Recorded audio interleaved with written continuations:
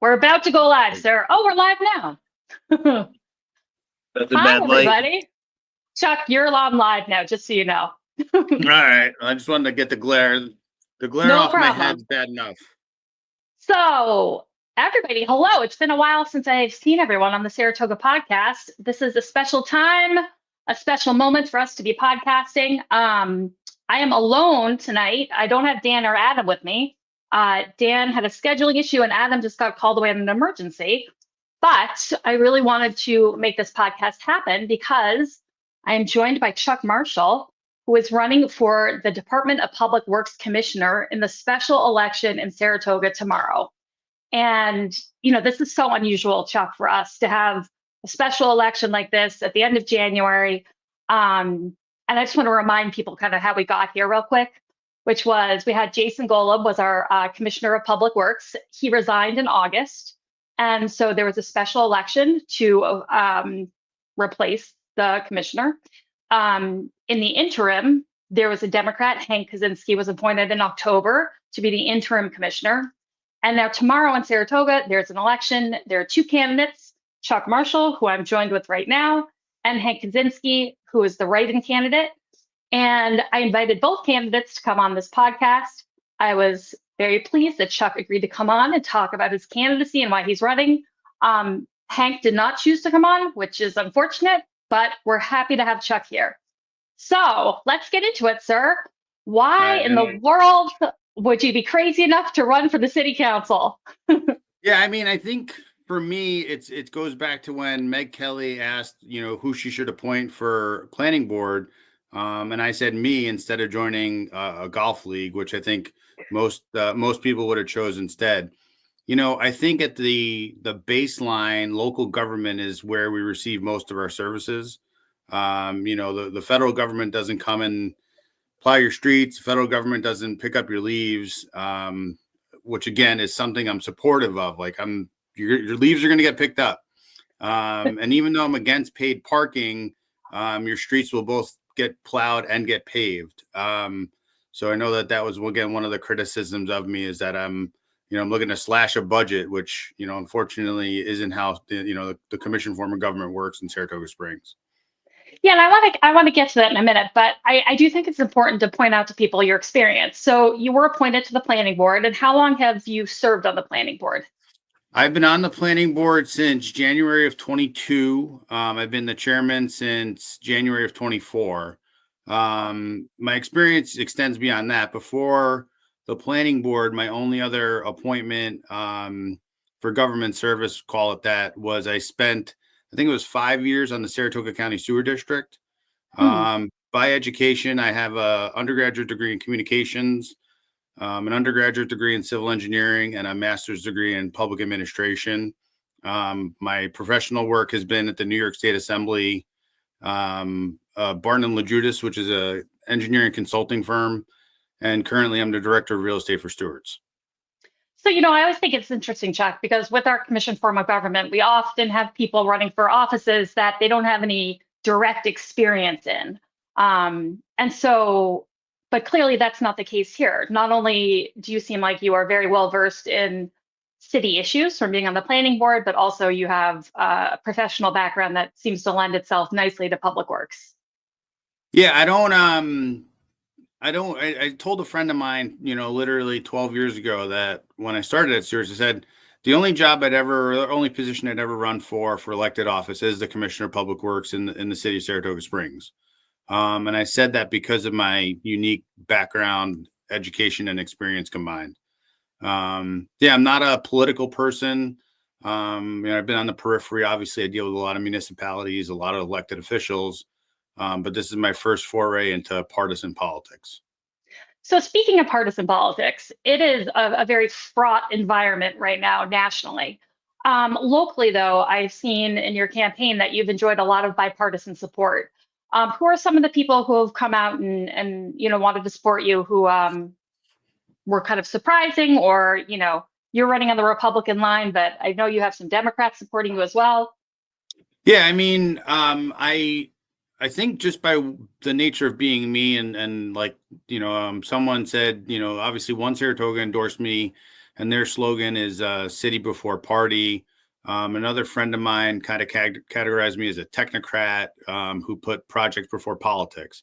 Um, I benefited from Meg Kelly appointing me to the planning board and subsequently endorsing me. She was the person who did my introduction for my announcement.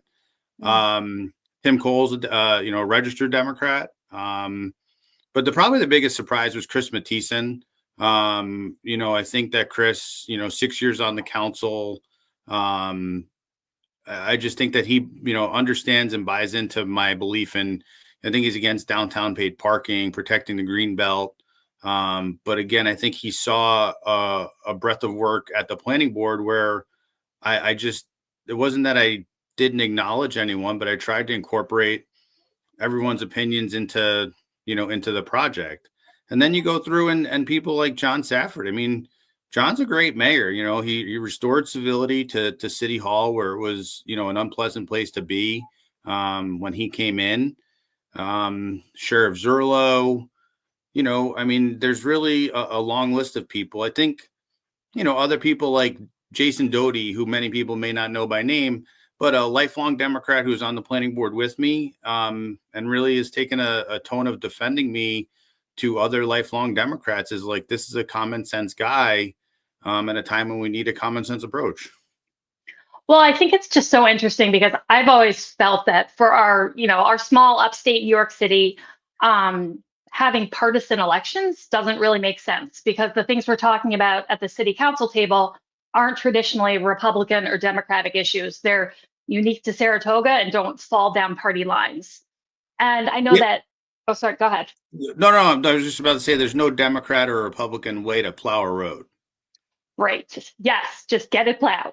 um, well, one of the things, though, that I think I've observed and other people have observed over the last, I don't know, year or so, have been kind of more partisan bickering or attempts to make the city council kind of vote or look like they're operating in kind of a more partisan fashion than I think they necessarily are.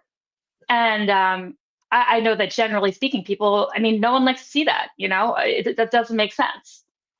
So is that a dynamic you think you're going to be able to navigate? Yeah, I mean, I think I have a calming voice. I mean, I think I deal with a lot of, both neighbors on the stewards front and a lot of neighbors at the planning board. I think, at the end of the day, people just want to be heard and have their ideas incorporated into the larger picture. I don't think, a hard line yes or hard line no is ever a winning solution. I mean, ultimately, end of the day, your vote's your vote. But it's more the process of how you get somewhere than what's at hand. Yeah, I quite agree. Two things I wanted to bring up. One was there seems to be one kind of main criticism of your candidacy from the opposing candidate that has to do with the fact that you have a job that sometimes requires you to travel. And there's kind of been this assertion that there could be a public works emergency and you might not be in Saratoga Springs. Are these fears founded, or is this just something you have already kind I of mean, I given think, that head bucket? yeah, I think it's convenient when you're retired and you can say I'll be there all the time. I mean, that's certainly a good talking point. I think though that I have the technical expertise to like um, I know what a wet well is. I know what a weir is. I've dealt with head loss in pipes. I've looked at the treatment plan and I sat on the sewer district treatment plant. So I think that the physical proximity to the city, it's not like I don't return every day, and it's also not like I or my opponent run an excavator. Right. So we're both reachable, but I think my technical expertise carries me slightly more so than it doesn't matter just being there when you're not helping. Right. Yes. No, I quite agree. And I do find it to be a little bit disingenuous in that we've had plenty of people on the city council who have had full-time jobs and have also served as commissioners or mayors, usually commissioners. And it hasn't been brought up as an issue. So it does seem Well, like I a mean, little bit of look at the current council. I mean, Commissioners Moran and Songvi both have full-time jobs, and if I'm not mistaken, Commissioner Sangvi just returned. I think she missed 3 council meetings in a row. Yes, he was. It's wherever she was. I mean, that's her business, and she's entitled to have that position. But at the end of the day, I mean, don't criticize me for being part time when you've missed. Someone of your ilk has missed that many meetings in a row. And I think the most important part as a constituent is just having the ability to communicate to a commissioner or a mayor and have that communication be acknowledged and responded to, in a somewhat timely and comprehensive manner. I mean, that's really at the end of the day what we all want, as voters and Saratogians. We want our concerns or questions or issues to be heard and responded to. One of the other things I wanted to address, because it's actually bothered me so much because it's so just patently untrue. You're running on the Republican line, and there has been assertions by the Democrats that the Republicans somehow kind of commandeered this special election and made it such that you were the only person who was on the ballot, and their candidate was not able to get on the ballot because of some kind of GOP maneuvering. Now, I know that that is patently untrue. And the only reason there's not a Democratic candidate on the ballot and it's a write-in candidate is because they did not get their paperwork into the Board of Elections by the deadline in October. But I imagine that's a kind of got to be a little bit of a difficult thing for you to hear, knowing that it is not the case, and you simply just followed the rules and got your name on a ballot. Yeah, I mean, it is that simple, and I didn't make a larger thing about it because, they think the perception would be that I would have been negative, and, I promised my mother and told my, children that I would run only a positive campaign based on things I want to do. But the reality is that when they passed the resolution on October 15th, it's set into a schedule that's dictated by the New York State election law, not by the city charter. So and Commissioner Moran had posted several calendars, and I had built some calendars in my, just building out a schedule for myself to kind of know what I would have to do if I wanted to run and be the candidate. So when on the 15th they passed that resolution, it was based on a letter from Brian Quayle of the State Board of Elections of September 16th. And then the Office of the Attorney General issued a letter that was received by the city on October 25th. So at 3 p.m. on the 25th, I submitted my paperwork to Commissioner Moran's office. And then at 3:30, I drove that same paperwork to the county and handed it directly, and I didn't know this at the time, to Commissioner Bergramian, the Democratic Elections Commissioner. Again, that section of law, the next paragraph requires that 2 days later, you submit an acceptance of nomination. And again, I followed that. It was at that time that we realized that there was no Democratic candidate that had filed successfully. And I was the candidate. Right. I think in large part, Commissioner Moran and Commissioner Kaczynski the following week went into like, well, Hank can just run out the course of the term. We don't have to worry about an election. And it just wasn't true. There's no mechanism in the state law that allows, to cancel or move the date of an election. One other thing I wanted to bring up with you that, again, I've heard kind of rumblings of, and I know, is in people's minds, it is a very tense time nationally. Have you gotten any feedback from people who are concerned about how the National Republican Party is being led and operating versus how you would be operating as a Republican running locally? To be honest with you, I haven't. I think a lot of that has to do with the bipartisan support. I mean, if you look at Right. One Saratoga, if you look at, certainly Chris Mathieson, I don't think if I was, out there as like a, large MAGA Right. Trumper, it would be the case. And again, I just go back to like, everyone's entitled to whether it's their political party or an opinion. Like, I deal with all sorts of people every day, like once a week I meet with Bill Dake, and once a week I meet with a homeowner, and those are different dynamics, and you have to kind of like adjust your style and accordingly. I mean, it's just how you deal with people. Like, people just want to be respected and treated appropriately. They don't want like I'm this, so it's only going to be cast in this shadow, or it's going to be cast Right. in this light type way. Like you have to learn to work with people. And, I think I've proven over time, like I can do that. And then more importantly, people can work with me. Well, I think this is I'm really kind of biting my nails to see how everything works out tomorrow. I will be completely open and honest and telling people that I'm supporting you in this election for a couple of reasons, but primarily because I was really impressed that you took the initiative to reach out and, get a hold of me and talk about why you were running and your candidacy in a way that I really appreciated as a constituent. And, I wasn't afforded that opportunity with the other candidate. And sometimes it's just something that simple that, helps you make up your mind about who you think is going to do the best job on the city council.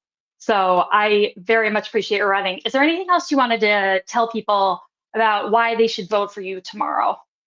Yeah, I mean, I think it just goes back to the experience. I've participated in over 500 municipal meetings. I'm a regular presenter now at the Saratoga County Planning Conference. I've worked at on the Saratoga County Sewer District Board. I think we have to start looking toward where we're going. So, things like affordable housing, like it's great to say affordable housing, but how do you start? And like, to me, it starts with relocating the DPW garage off Division Street onto Weibel Ave, and reinvesting that property with affordable housing project. It's about a vision, and having ideas that can be turned into deliverables. I went to the CDTC had an event that was reimagining Lake Caroline Street and Broadway. And I was the only one of the candidates that showed up, and someone was just impressed that was the case. And again, like to me, it's about projects and how we deliver stuff. It's not about, whether I'm a Republican or a Democrat. So I hope that plays out tomorrow. I was encouraged by the early voting. I think with my bipartisan support, I think the numbers are favorable. And I think that, should this trend continue, I think I have a good chance of winning. And again, I'm going to deliver on what I attempted to promise. One more quick point. You mentioned this before, the paid parking program that was launched last summer. So very controversial. Paid parking has probably been one of the most contentious issues in Saratoga politics, going back decades. There was kind of some mixed results, it seemed to me, with the paid parking program that was unrolled over the summer. It didn't seem to bring in nearly the revenue it was projected to bring in. Any particular reason why you are against it and would like to kind of end it and go back to our free parking system? Yeah, again, my job as with Stewards brings me across New York State and into Vermont. And the reality is that I've seen municipalities good, bad, and indifferent.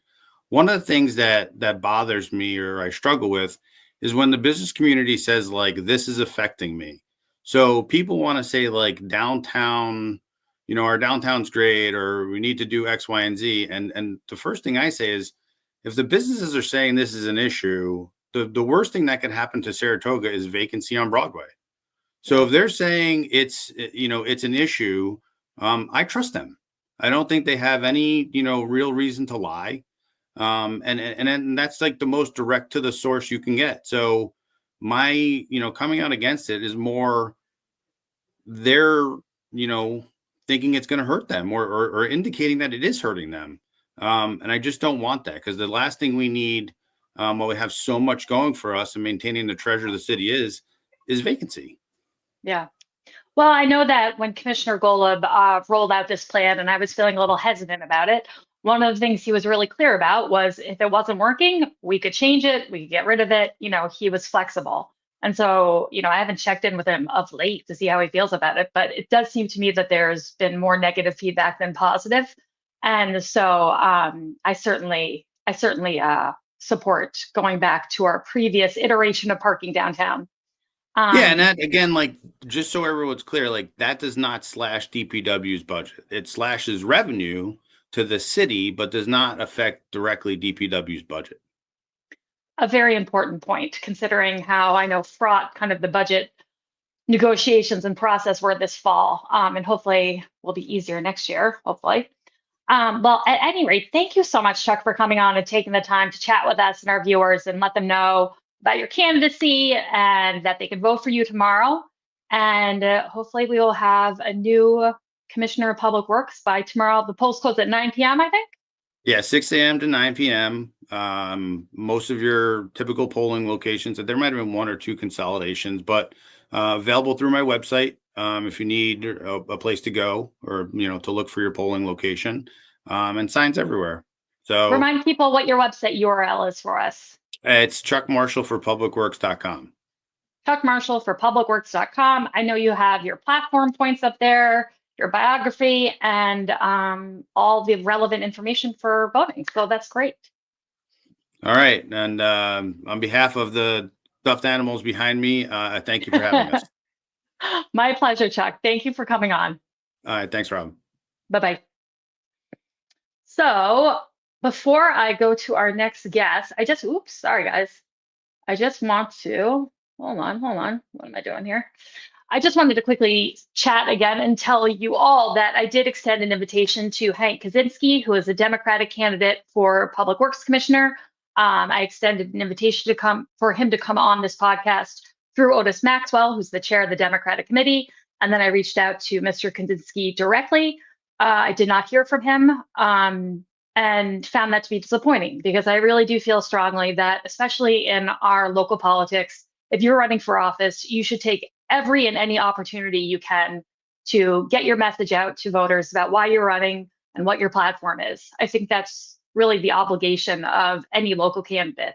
And we've had a variety of people on this podcast. We've done 102 episodes. We've had Republicans on, we've had Democrats on, we've had people on who I can't stand, we've had people on who I love.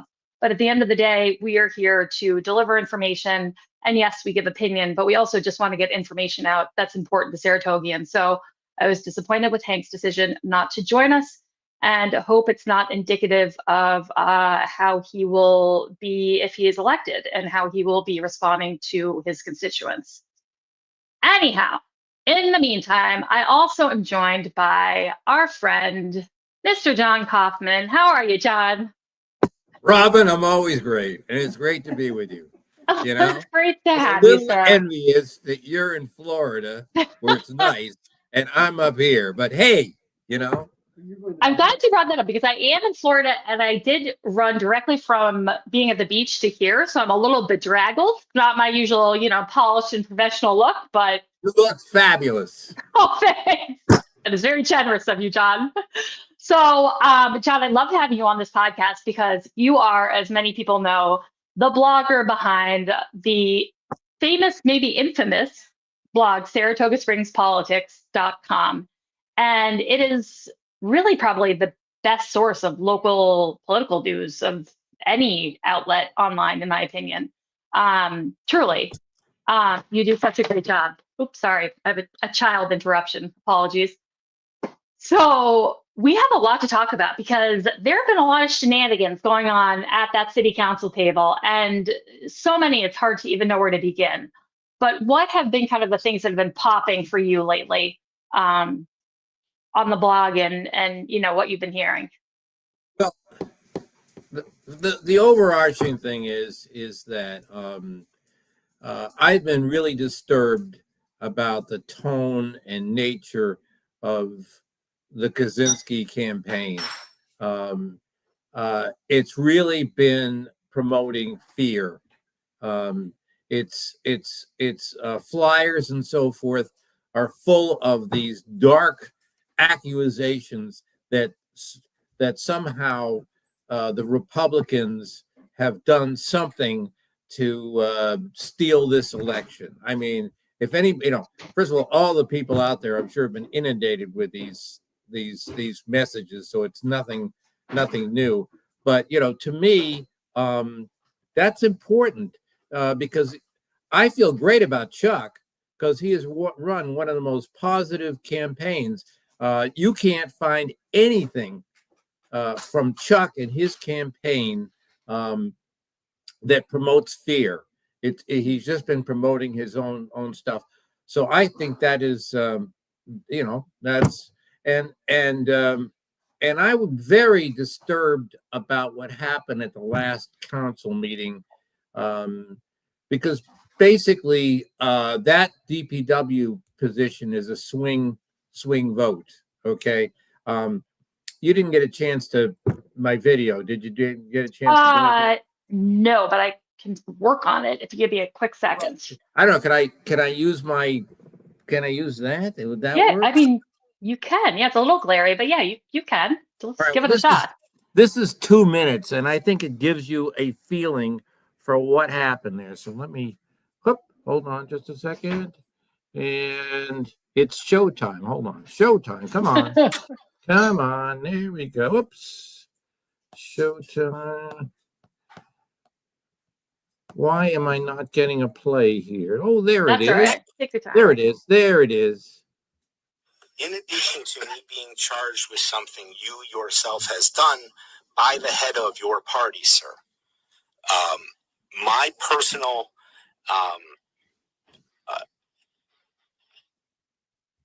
my privacy has been violated because of the FOIL process. I know that same person has undiscoverable materials in their hands because they were handed to him by your office. I know other people amongst this administration who have had the same exact thing happen to them. And the idea that you would think that we're going to let you fix the problem you're creating and propagating is silly. So there's your answer. So you're saying that... But we're going to have a very comprehensive solution to this. That under the mayor's office, after you have complained immensely that we're trying to take a creative new approach to solving you just our said problem, for the first time. You are not, you're against that. I am against you having anything to do with it because you've weaponized it and done nothing other than to use it as a tool against us since the day you walked in here. That's the answer.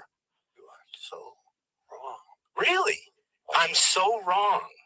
You're so wrong about so many things. Really, John? All right. So you get. So just to we tee need that up for background. people. Yeah. Right. Let me give a little quick background here. No, you're fine.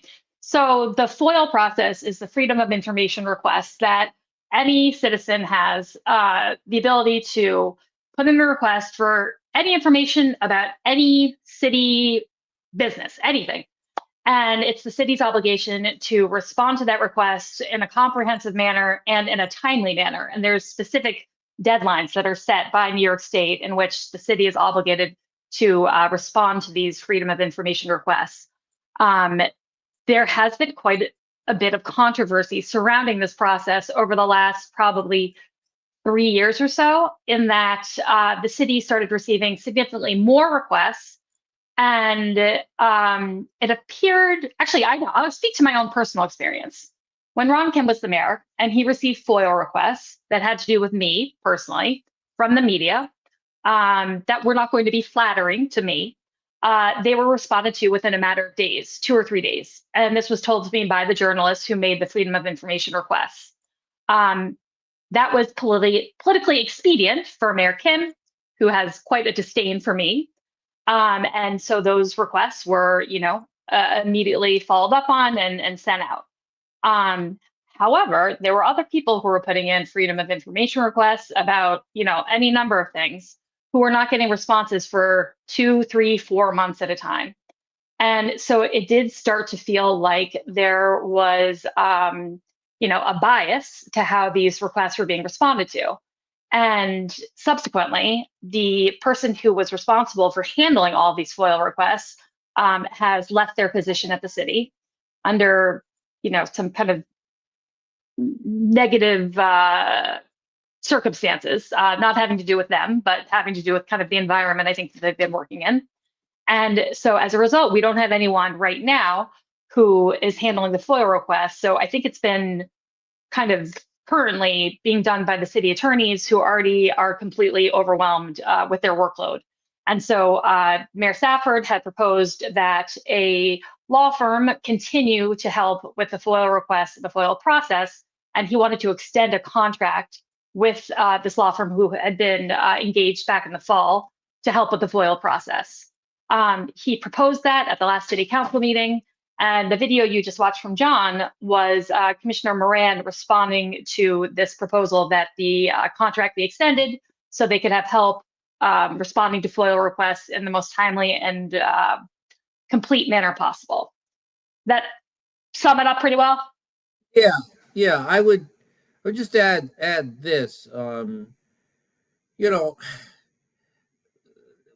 If you watched in there, I believe in FOIL, as I'm sure you do. I mean, it's really an important principle. Okay, so this is how our council's been working. So here is the mayor attempting to bring more resources to catch up on all those past FOILs. I mean, this to me is like apple pie. Okay. On the other hand, Dylan Moran has every reason to not like FOIL. I mean, he has had to deal with a variety of revealed issues that clearly have not been easy for him.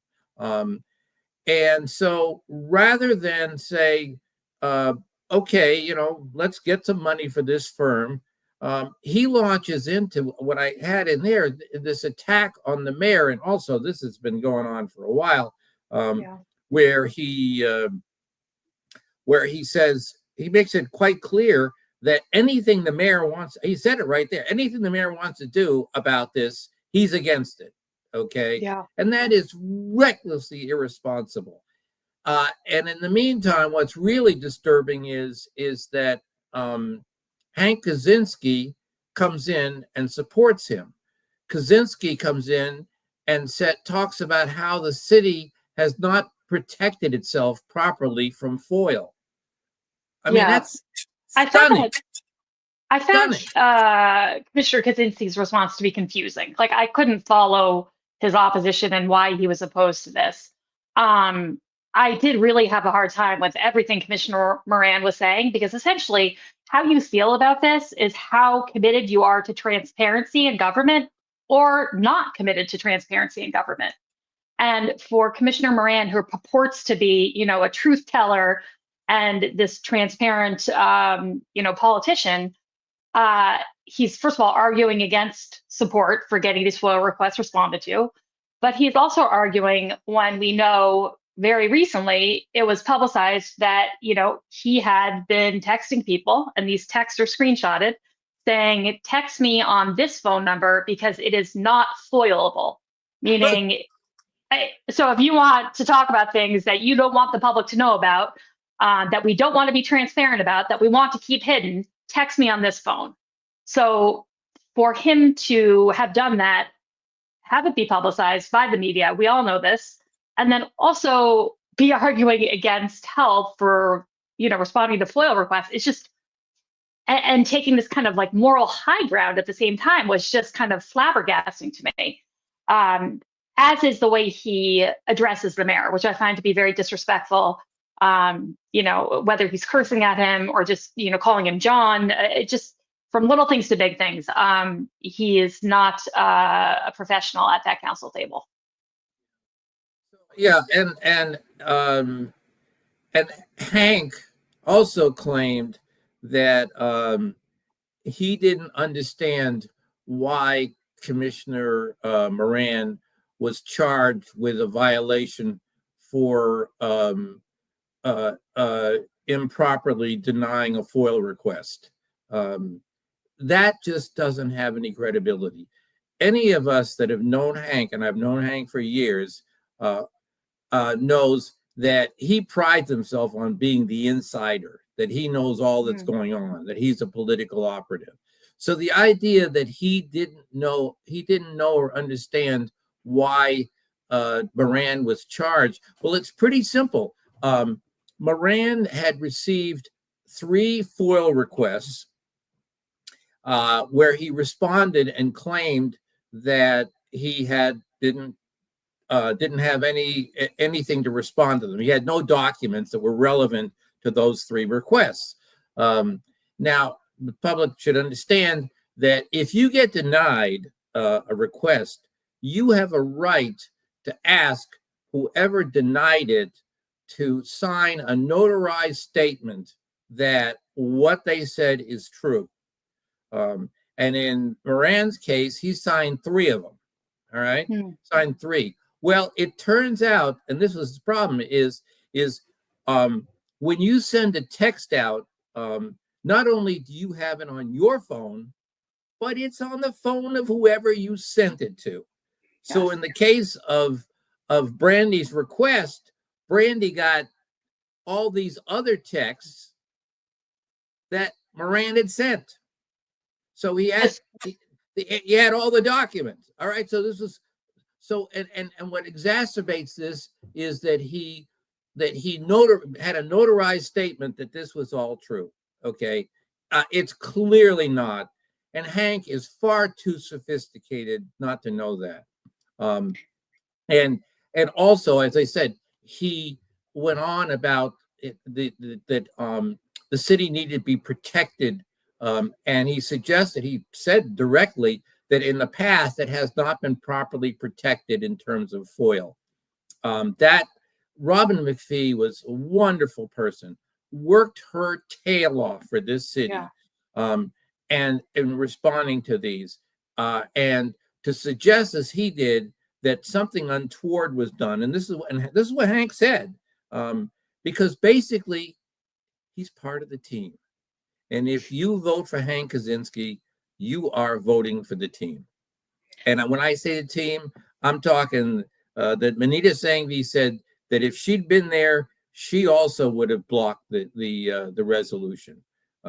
So I'm looking for a breath of fresh air, and I really feel like Chuck is that person. I'm so grateful that he's running. Friends, it's really hard to get good people to run, and you can understand why. And I can only say that we're really lucky that Chuck is willing to do it. And I'd like to one other thing, and that is that I'm a registered Democrat. Okay, As am I.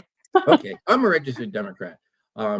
But Dylan and these people have attacked Mike Brandy, who's the chair of the city Republican Party. Yeah. And I have to say, I am so grateful to Mike. Mike has, as part of his function, he has exposed things in City Hall and documented them. And that is a service to all of us. And none of them were cheap shots. The things that he has exposed have been serious. And we all owe him appreciation. He and I don't always agree on everything, but I have to say, and the most significant thing is that the Republicans under him endorsed Tim Cole, and Tim is a registered Democrat. Okay. And for them to do that, again, for Mike to support that and assist that is because Mike Brandy cares about this city. And as I say, believe me, I think that Trump is a disaster, and I'm scared for the future of this country. I know I'm going to offend a lot of my conservative friends saying that, but that's honestly how I feel. But I don't think that they should confuse Donald Trump with Mike Brandy. Donald Trump would never do what Mike Brandy is doing, and I'm very grateful for it. I have to say that it is really challenging for me personally, having been a registered Republican, and then having left the party with kind of dramatic fanfare a couple of years ago, largely because of MAGA and Trump and what that's done to our country and to the Republican Party in general. It really gives me pause to support a Republican in general, because I have this, association with how they've been acting on a national stage. And the last thing I want for Saratoga is for any MAGA Republican to be sitting on that city council table. Like, that to me would be like my worst nightmare. I have not found that, like a Tim Cole, for example, who ran on the Republican line, every argument and position he's taken on the city council is well-reasoned, thought out, and articulated, and has never had anything to do with partisan politics, as far as I can tell. The mayor does not seem to invoke partisan politics at all when he's making decisions or trying to make a point. The only people I'm hearing kind of revert back to this partisan argument are Commissioner Moran mostly Commissioner Moran, but Commissioner Songby to an extent. And they do seem to kind of try to rally their fellow Democrats around an issue that, again, isn't partisan. It's just a way to kind of split the council and create a lot of kind of ugly infighting that isn't productive to the matter at hand. So I do think it's just like tricky in general, because I think that people, unless they really start to pay attention, could just go to the polls with this association of Republicans and the Republican National Party. But I think it's really important for everyone to do a little bit of homework about who they're voting for, so they are not disappointed when that person takes office. Also like to thank you and Adam and Miss Dan also for this podcast, because it's another piece of light in terms of what's happening, in the city. It's a valuable service, and I know it's a good. I know it's a good deal of work, and I really appreciate it. I thank you for that, and I don't want people to think that John and I just came on tonight to agree with each other on everything and drive home. Believe me, Robin and I have had some very spirited differences. Yes, we have. We absolutely have. Yes. But one of the things we always agree on is the city above party mentality. And so, yay for that. And I also think when I'm kind of assessing a candidate locally, I really think that as a candidate running in Saratoga Springs, you should be able to win an election just talking about your strengths and your qualifications alone. I don't think there's any reason to denigrate the other candidate that you're running against, really any reason at all. And I don't think Saratoga responds well to negative campaigning. I did attend Commissioner Kaczynski's press conference that he had when he was kind of announcing that he was a write-in candidate for the special election tomorrow. And he went over 3 points on how he was different from his opponent. And in all 3 points he made, he really just was throwing out leveling criticism against Chuck Marshall, rather than talking about his own abilities, his own accomplishments, his own platform points, etc.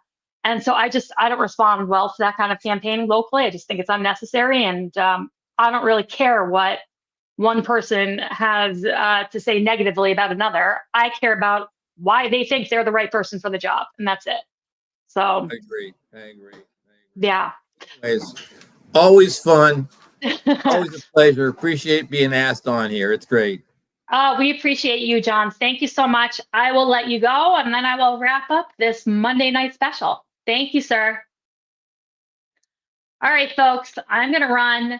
Everyone, if you haven't voted already for the Department of Public Works Commissioner special election, sorry I'm so blurry right now, but please go tomorrow, go to the polls tomorrow, make sure you vote.